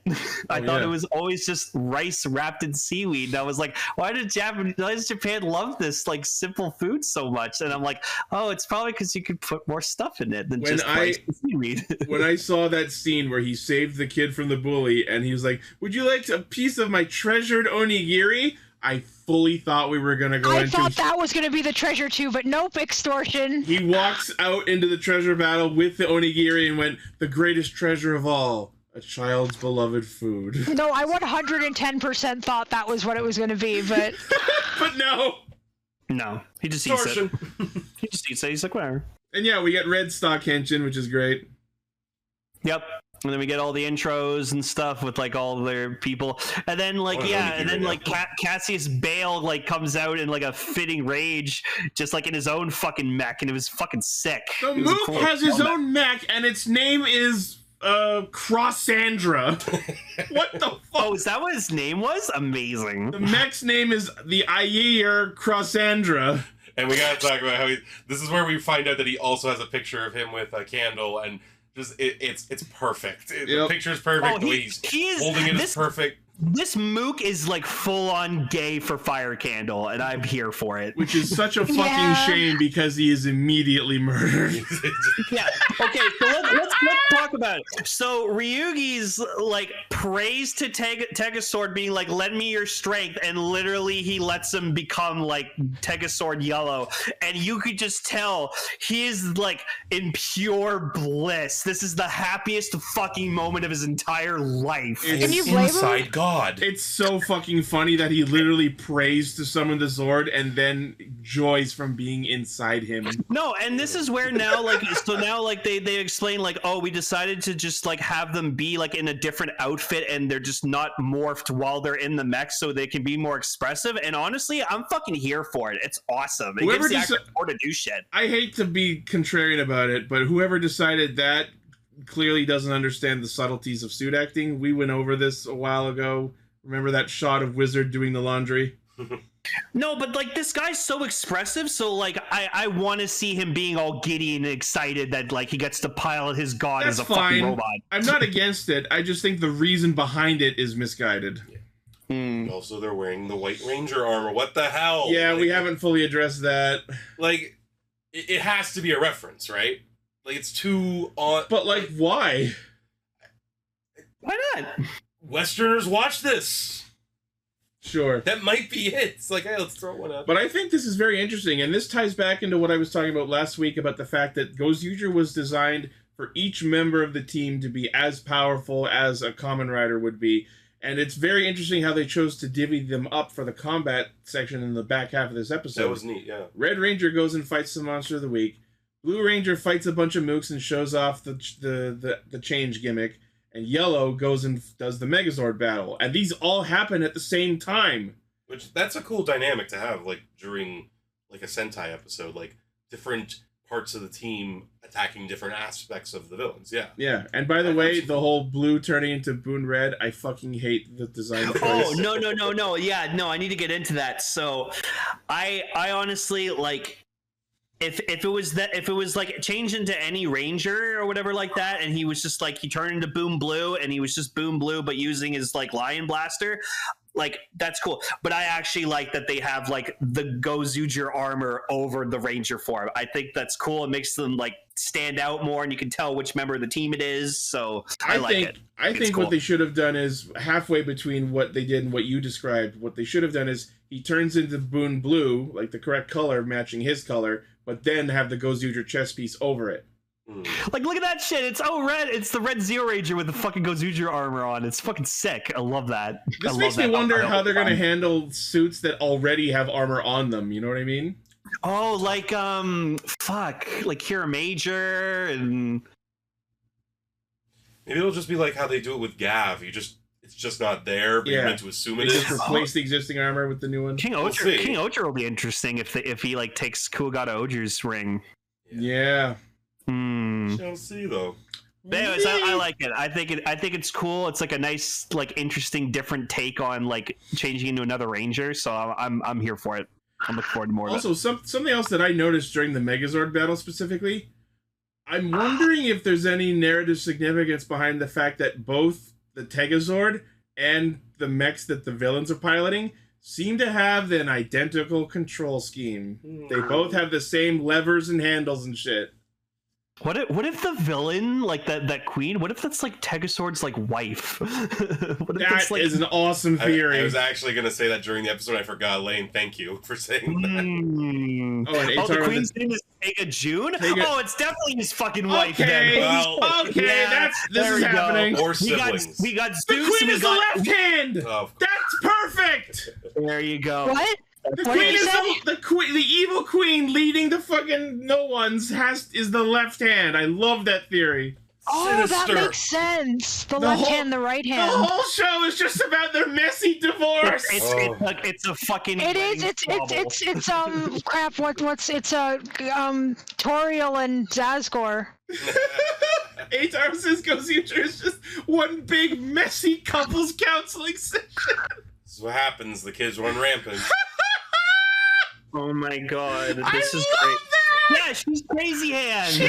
It's that crazy bitch. You bitch.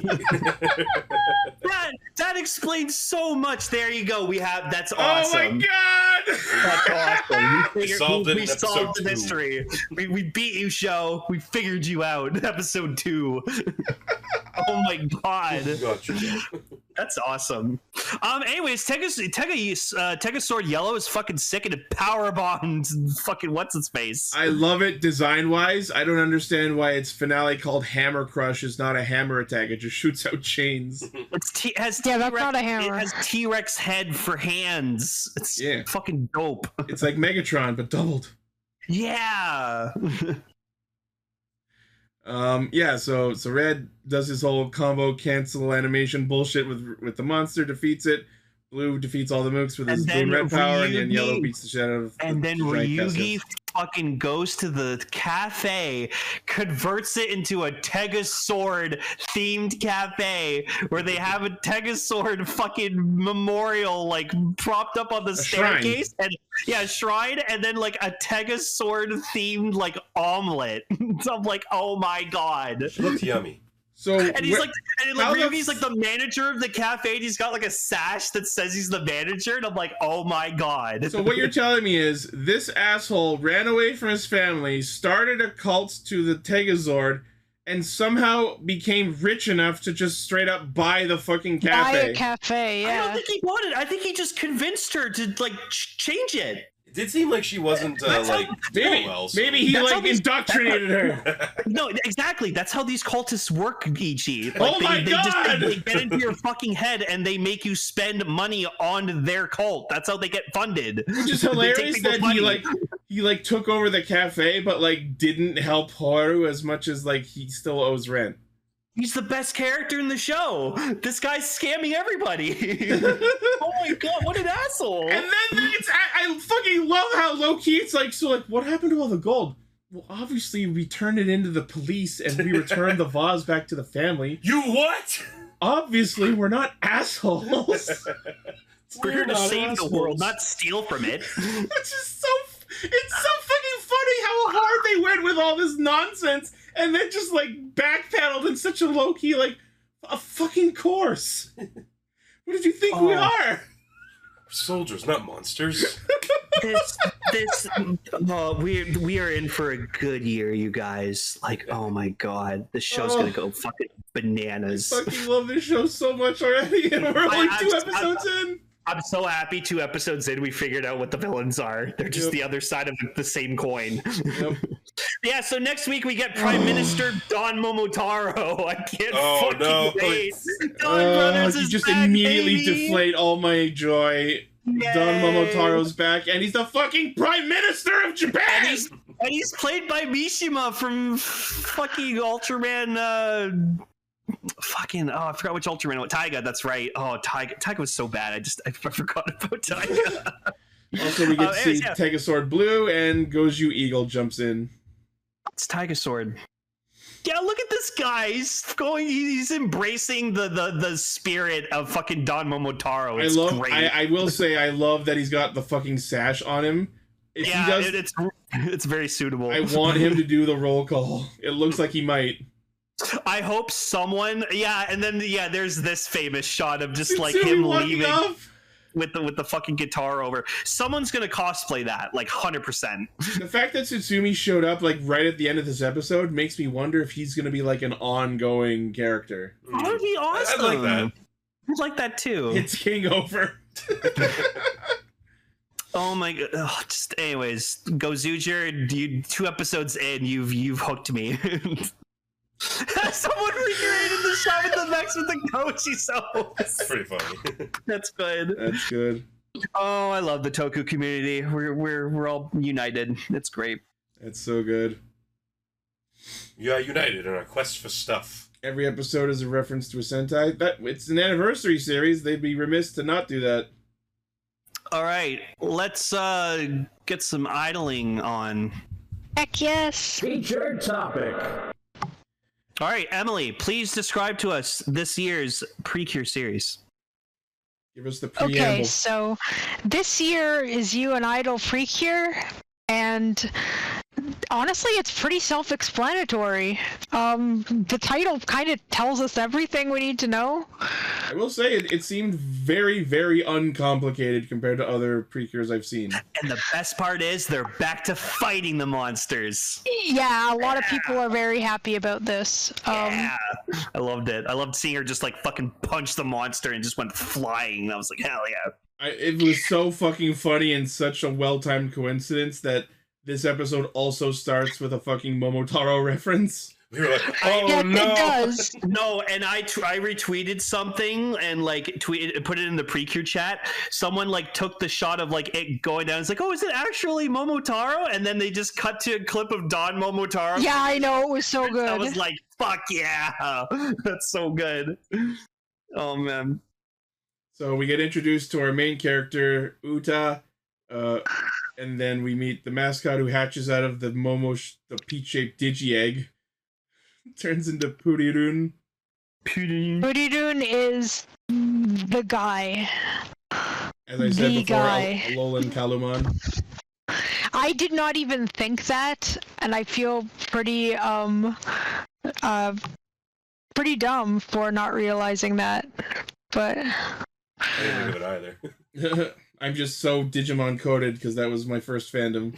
So she loves to sing like a lot, so much to the point that like the cafe that like her parents own, she like goes to customers and sings in front of them and gives them energy and positivity. And I was like in real life that would probably be a little obnoxious experience, but like, you know, in Precure world everything's all like peaceful and good, so everyone just embraces the shit. It's like the energy of like singers singing happy birthday songs at restaurants. Oh my god, you ever want to see me die? I hate that shit without a fucking passion. But I will say, I have to give Uta respect, because like the way she hits that note at the end of each of those little songs, fucking nails it. No, yeah, very good singer. Who's ever doing the singing. I like how all her songs have the same tune.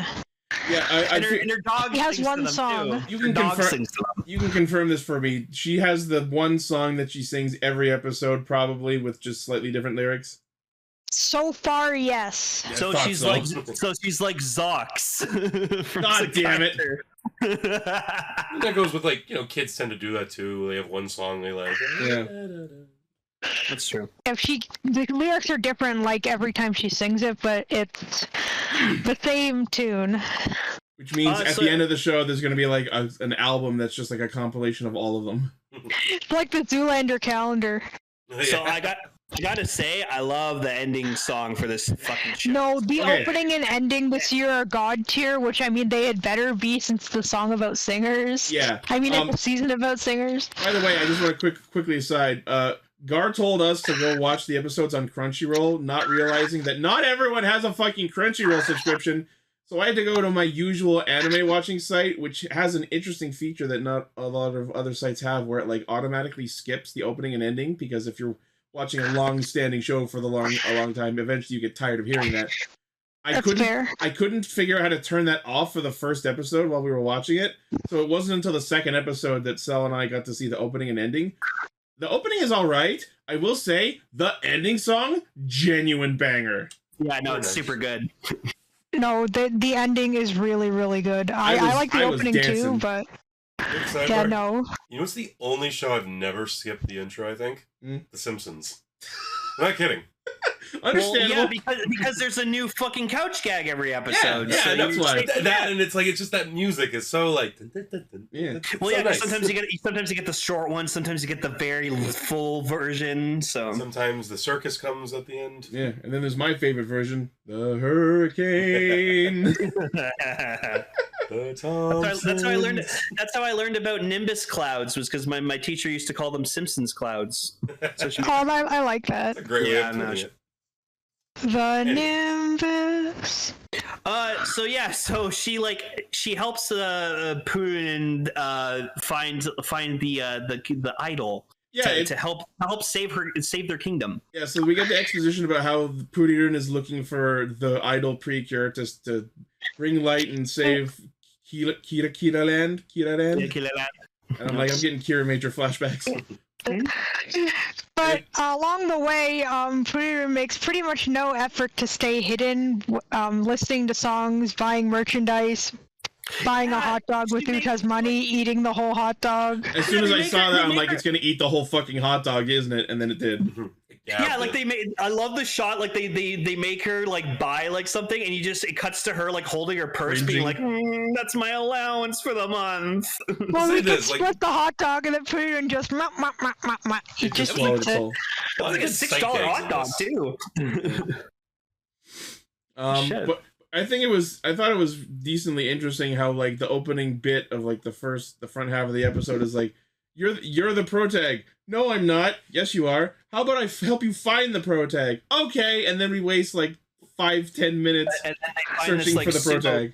Yeah, they find a sumo guy who has a name that sounds similar. They grab him, and then it has a fake end card. They somehow fit him into the beach and float them back up the river. Yeah, I don't know how they did that. It's just we don't even see him in it. We just have to assume. We just cut to it floating away, and she's like, "Oh, we fit." And that was the end of my great story. And then we redo the day. And then the next day, and then it's like, wait, what happened? It's like, yeah, no, that wasn't. He wasn't the Precure. He wasn't the idol. I'm so fucking sad that we didn't get like, even if it was just like an imaginary thing, just a shot of him like in the Precure outfit. I was hoping the whole show would be about him. Yeah. The funny thing is that he just took him back, but they never have that happen when we actually get Cure Idol. There's no implication of going back to Kyokuland. Yeah, so what was the whole point of that? Yeah, I know. And they even say they can't right now because they have to focus on saving this world first. Yeah. So why did Precure just go like, okay, here you go, sumo guy, go back? And something I was thinking about while this whole like I'm not the protag, let's find the protag bit was happening. I don't know, you've watched more Precure than me, obviously, so I don't know if this has ever been a thing, but I think it would be really interesting if there was a Precure where the character you meet at the start of the episode is not actually the protag, like it's a fake out, and then they find the actual protag halfway through the episode. It would be neat if they did that. It would have been spoiled by like trailers and merchandise and stuff who the real protag is. Oh sure, I'm not saying it would catch you by surprise. The closest time they've ever done this is one of the most infuriating fandom moments ever, and that is Cure Ace from Doki Doki Precure, who I've mentioned several times was very heavily implied to be a specific character, but then it turned out to instead be a character who showed up out of nowhere and had never even been known since then. So they pulled a Kamen Rider birth. Got it. That is in fact what you told me at the time, so... Yep, I remember that conversation. Of course, it does turn out that technically the person they thought it was going to be and the person who showed up out of nowhere are two halves of a reincarnated person. There's that. And now finally... How dare you break everyone's expectations? And then finally, in a novel several years later that actually came out last year, Regina does get a cure form, and everybody says it's like the ugliest cure form ever, so this poor woman can't win. Oh, damn.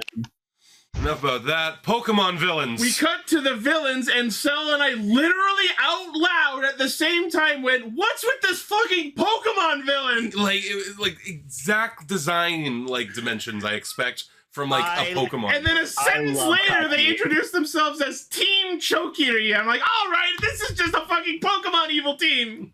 Yeah, they're literally called Chokiridan. Yeah, the Severance team. One of his name's Cutty, and I like him. One's Cutty, one's Zachary. All of their names are different words for cutting or severing. Yeah, Cutty was the highlight of this whole thing for me. Yes. Fantastic. Cutty was fun. You haven't seen yet the increasing implication that he's just becomes a fanboy of Cure Idol. I did kind of getting that vibe. In the second episode. I was kind of getting the energy of like, is this the start of his slow journey to turn to the side of good? He's like, you've watched that video like a million times. Yeah, I'm trying to exploit a weakness. I'm studying research. Sure. Yeah. Okay.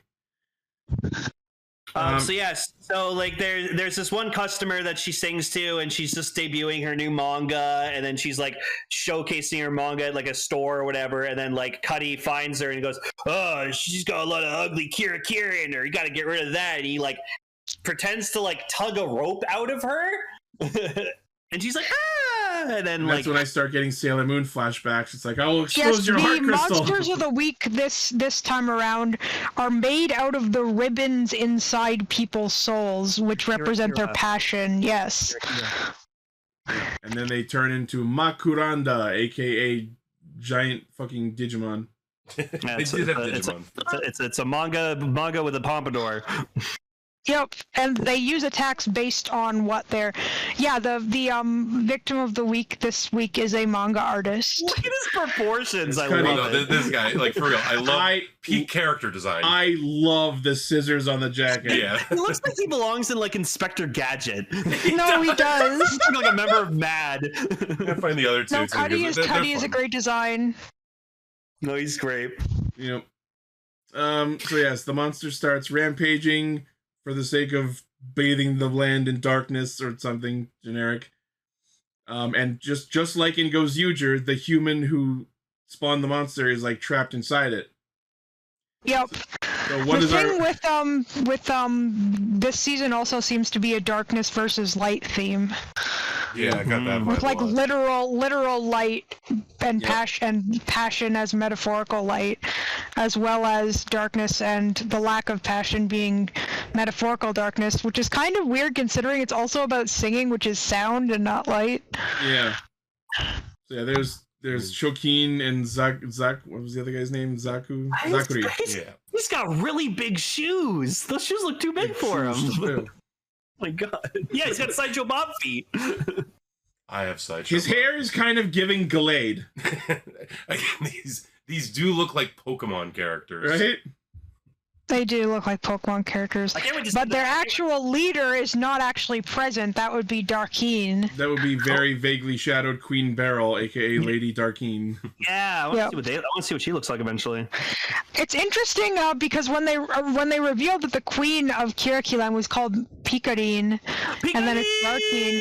Yes, people were saying like, oh, what if they're like two halves of the same person or something like that as well, but that would be kind of weird considering one is a mascot and the other is. His shoes do look like Clodsire.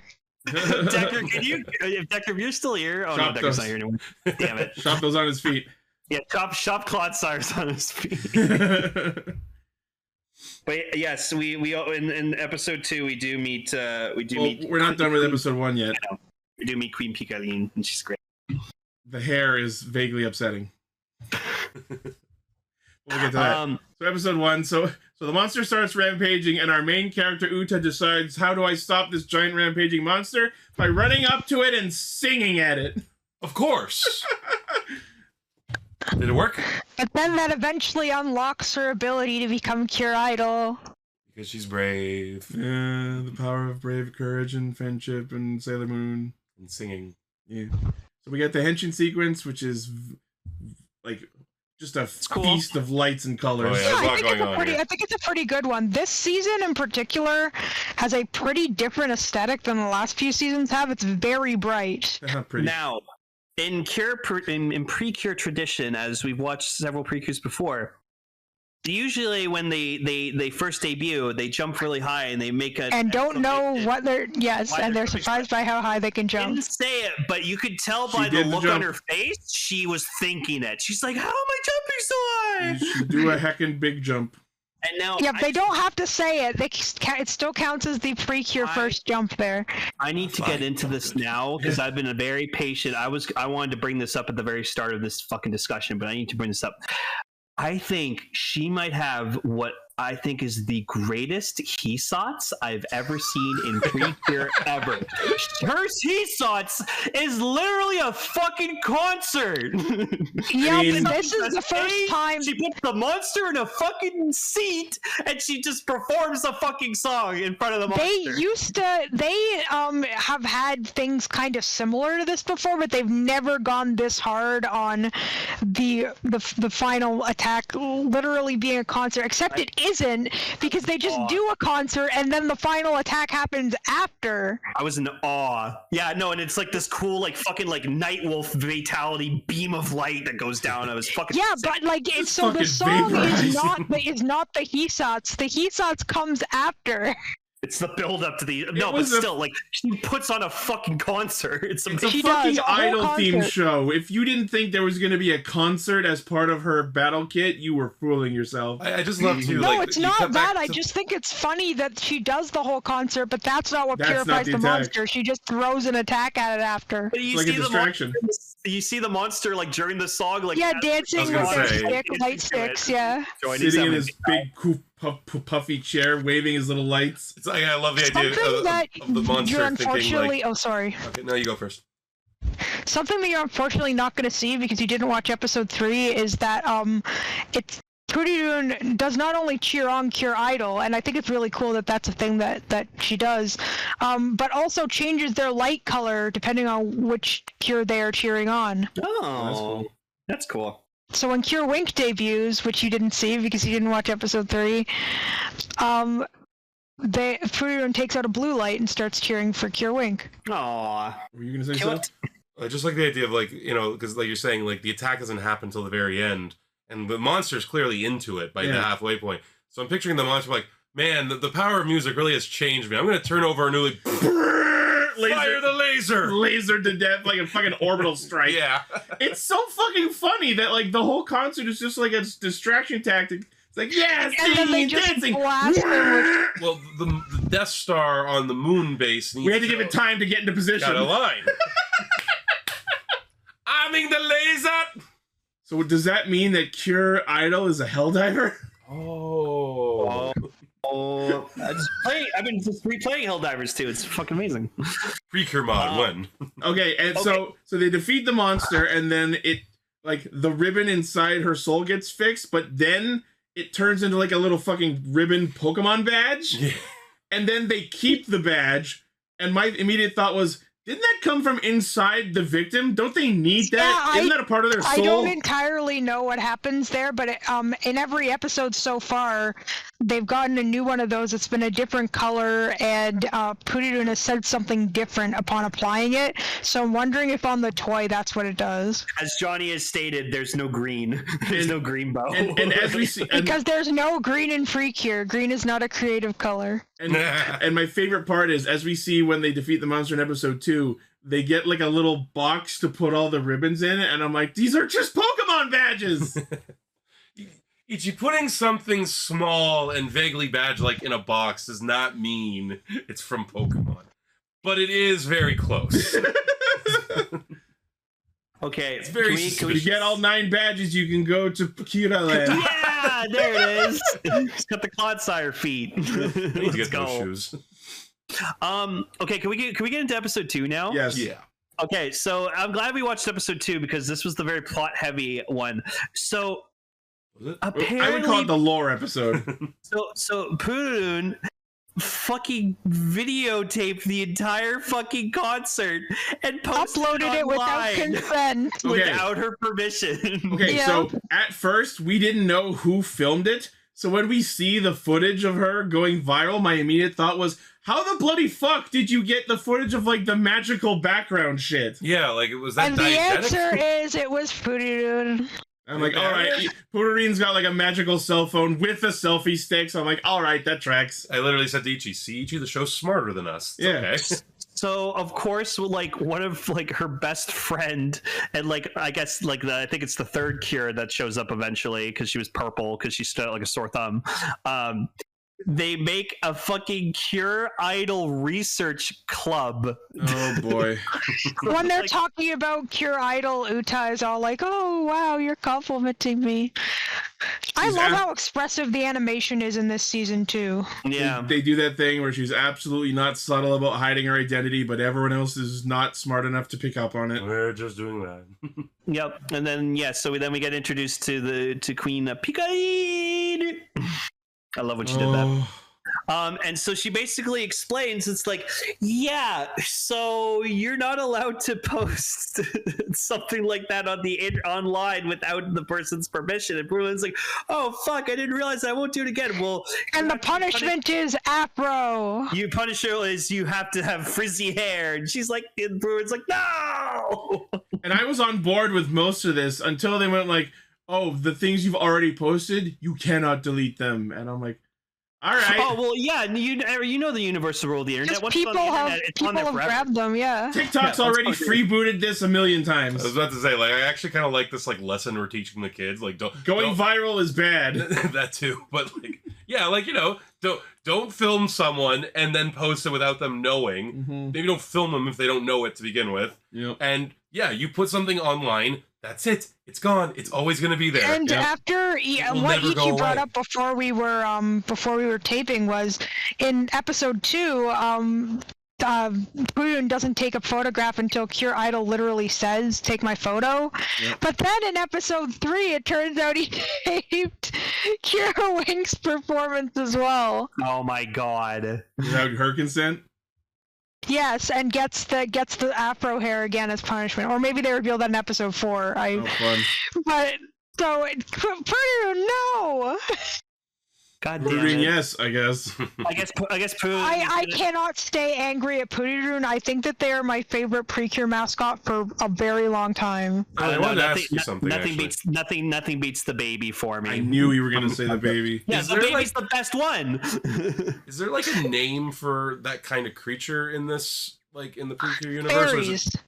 Fairies? Yeah. Oh, okay. Yosei, they call them fairies. Yes. Oh, okay. I was just curious because I was like, I don't watch a lot of this, but you see more than one of these. Yeah, they pretty much always call them Yosei, which is fairies. My favorite cell was in this one Precure where it was literally like the mascot was a baby, and then it turned out that the baby was the protagonist Cure's future daughter.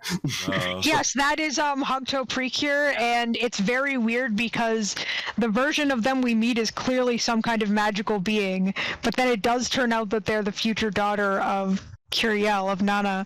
That's so Hana. Well, I'm. What? How did that happen? Anyways, yeah. So like. Also, hamster people. Oh yeah, Harry Ham Harry, I love him. So yeah, Queen Picarine explains like the whole plot of like, oh, this is what happened to our kingdom and stuff, and like they fucked us over. Light in the darkness and his Kingdom Hearts, blah blah blah. They're gonna bring the light back and like the Kila. And again, Kira major flashbacks. 4 beautiful souls. Well, see, when I hear Kira, I'm just thinking of Wizard Infinity form, waving his giant axe cowl around. Kira! Yeah. I'm just thinking about Kira Precure a la mode, which already used that as their gimmick phrase. Yeah. So like her best friend, she's like super into Cure Idol. She's like, I want to meet her. She's so awesome. And then like Cuddy finds her and goes like, oh, she's got ugly Cure on her. Gotta cut her bow. I just think it's funny that like the first episode posits that they're preying on people with like specific talents and passions and such. And then the target for the second episode is she really likes this idol. That's a passion. That's her passion. In episode 4, it's someone who had a really bad week at work, but then gained the light in their eyes back from having a good meal at a cafe on Friday. The most low-key abstract concepts being used as targeting material is so funny. No, it's great. She's all like, yeah, this but week this I'm week targeting this person. This week can't be so bad because I even after everything went wrong, I had this nice meal, and then the Chokiri-dan is just like, screw you, this weekend's gonna suck. No, but like it shows that like, you know, sometimes you're having like a bad week and something like that happens in that week can like change your entire week around. So like for me, Jacksepticeye uploaded finally a new playthrough of Demon's Souls because he was on this thing, and it made my entire week because I thought he forgot about doing that. So that's nice. I'll say this too, like the show does seem to have like it knows what its humor is. It knows like it knows what it's doing. You know, well, they've been doing it's this for like accidentally being silly. They've been doing this shit for 25 years, so I sure hope so. So her friend Mikoto gets made into the victim of the week, and I've never heard anyone quite call it that. That's what I used to describe Sailor Moon targets. No, that's what it is, victim of the week. Right. It's like the monster of the week. You're right. So she gets turned into a Makaranda, and we see that like the base design of the Makarandas are going to be most like about halfway the same between episodes. They all are basically like big champion level Digimon height monsters with the weird pink multi-pointed sunglasses. but they're each going to have different designs based on the passion or talent of whoever they capture. But they're all like anthropomorphized as like they look like old Disney cartoons with like the arms and legs. You know, they do have kind of like a pipeline kind of design. Yeah. So the first one was based on a manga artist, so it was shaped like a book and it shot pages and shit, and that was cool. Yeah. And then this one is based on an Idol fan, so it's got like a bunch of different glow sticks that shoot lasers. That's the way to do it. In episode 4, we get a cream soda that shoots acid soda and almost kills a person. Damn. And a dark Gochizo. Uta turns into Cure Idol, does all the attacks, beats the monster, saves her friend. Everything's good. But then we get a moment where like her friend wakes up and then like she actually gets to meet Cure Idol like in the flesh, and she's like, "Oh my god!" it was pretty cute that she like did that for her. Well, it's because she's part of the Cure Idol research club. So now she's basically like, oh, her club has relevance because it's like, oh, she exists, she's real, she's not like a made up thing. Yeah, and as is the case with any like story about someone young and unexperienced suddenly becoming important and viral, she has this moment of like, oh, I was enjoying like the fame and being viral of it. But that's not all being an idol is about. It's also about bringing happiness to the people in the audience. You learned. Yeah. I did actually like that, like, from her character perspective, though, that she was like, oh, this is so cool. Yeah. Like, because usually, like, when you... Like, I've noticed in a lot of, like, fiction, when, like, a young person, like, gets the superpower or whatever, they're like, man, I wish I could be normal. Like, no, you don't. Yeah. Well, I mean, the series is not fully over yet. Well, yeah, I'm sure there will be those episodes later. I'm sure. I think they're going to be actual idols by the end of the series. Episode 5 apparently involves them getting a manager, so I think that they are going to be actual like idols who perform as idols and not just Idol Precure. All right, now we're dipping into fucking Symphogear territory. That's awesome.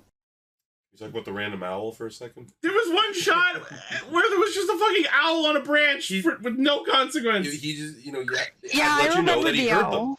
Maybe the owl is one of the villains in disguise. It's a Pokemon because the villains are Pokemon trainers. Oh, no, it's right. It's like the sussy fucking seahorse butler. Sussy seahorse butler. Becoming the endgame villain, as they fucking called it. I love Emily, that. I'm never gonna forget that. Has that owl appeared in any other episodes? I don't recall the owl appearing again. It's the queen. It's literally just, I feel like owl. It's like Precure likes animals, I've noticed, like from everything I've seen, and they like to throw in like a well-drawn animal once in a while. Yeah, like, it was weirdly ornate too. So that's what I mean. Yeah. Like, I think it was pretty funny though that in episode 1 when they were trying to find Precure, some of the people that she asked were just cats, and all I could think was, no, that was the season before this. Yeah, that was like literally asking a cat if they were the Precure, and I'm like, can't fully discredit you on that one. Yeah. So that's the first 2 episodes of You and Idol Precure. I think it's cool. I think it has potential to be a really, really good series. So as we mentioned, the next episode is where the secondary Cure Wink debuts. So if you're interested in the show so far, you can keep watching. What's the third one called? Cure Kyunkin. Cure Kyunkin. I noticed an interesting trichotomy between the 3 cures that we've seen. So, like, the main cure is an idol. The second cure is a piano player, so like a musician, as we see, because they introduced her character in 2, even though we didn't talk about it much. Yeah. And then the third cure is, like, a fan of, like, the performers. So it's an interesting dynamic between the 3 of them, where it's, like, singer, musician, fan. There are already theories that Cure Kyunkyun is actually already a cure, and that the second fairy has contracted her. I remember seeing the second fairy in like the ending and all that, and I'm like, yeah, the second fairy is Melodon. Why does this look like just a Pokemon version of Stalking? Oh God, no, but the hair on the second. Also, this is their manager. That sure is a talent manager. That is the manager. He just looks like he just looks like Charles from Metalocalypse. Lane, you slick your hair to the side. I mean, he does look like Lane. No, you know what that is? Bushy red beard right now. That looks like if Lane tried to cosplay Larry from Pokemon. No, that's me. That's me if I actually got like a real job. Yeah, that's you at a job interview. Yeah. I love Larry. Larry. Yep. Larry was the best thing from Scarlet and Violet. No, Larry's great. Hey, it's me, Larry. Larry. But anyways, thank you, Emily, for showing us your Idol Precure. It's cool. No, I mean you guys decided to do it. I didn't think you were going to. Well, I mean, we do it every year. We show like the first couple episodes. We No, always it was do good. It was good. Precurary whenever we can. Yeah, You're a member of this team. We deserve to focus on something you like. exactly. Deal with all our bullshit, so it's only fair that we get. No, I don't. I don't deal with your bullshit. I just check out. No. No. Okay. You're never gonna win with this one. Yeah. All right. Anyways, Chikai, Radio Sentai Castranger. Next week we will be doing Kamen Rider Outsiders. Oh, that's gonna be a discussion. Yeah, I think we're gonna finish up because I think there's only like one or two more episodes that we haven't talked about yet. Bitchin'. I can't wait. Yeah. Yeah. All right. Shout out to our currently active patrons, which include Blaze, Armorhide, Sentai VT, Midas the Fool, Vegas Bear, and Locke. Thank you very much for supporting what we do. Yeah. Take care, everybody. That will be Castranger for the week. As always, thank you all for listening, watching, liking, favoriting, sharing, subscribing, hitting the bell, and being awesome. The primary source of our hijinks is castranger.podbean.com. From there, you can find our Facebook, Twitter, Discord, Patreon, merch store, all of our cool shit. Let us know what you thought of these episodes in the comments. Let us know what you would like us to talk about in the future. And we will see you next week. Stay safe, everybody. Praise Sword.